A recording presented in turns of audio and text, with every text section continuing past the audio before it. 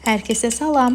Mənim üçün yayın ən dadlı tayamlarından olan reyhan kompotunun reseptini paylaşıram sizlərlə. Mən 6 litr su, 12 dəstə reyhandan istifadə etdim. İstəyinizə uyğun olaraq artırıb azalda bilərsiniz. Su tam qaynadıqdan sonra ocağı söndürüb, yaxşıca yuduğumuz reyhanları qazana əlavə edib qarışdırırıq. Görün nə gözəl rəngi var. İndi biz bu rəngi daha da gözəl edəcəyik. Videoda göstərilən kimi bir çömçənin içində 1 çay qaşığı limon duzunu həll edib qazana əlavə edirik.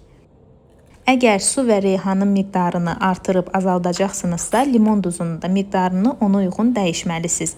Əlavə olaraq 4 stəkan şəkər tozundan istifadə etdim. Yenə də siz öz zövqünüzə uyğun artırıb azalda bilərsiniz. Yaxşıca qarışdırıb, qapağı bağlı şəkildə biraz gözlədirik ki, yaxşıca tamı bir-birinə çıxsın. Reyhanları içərisindən çıxardıqdan sonra soyudub nuş edə bilərsiniz. İstəsəniz qışa da bağlaya bilərsiniz. Mən sadəcə indi istifadə üçün hazırladım. 6 litr çıxdı. Rəngi, dadı, tamı çox gözəl oldu. Hazırlamağınızı mütləq tövsiyə edirəm. Hazırlayacaq hər kəsə indidən nuş olsun.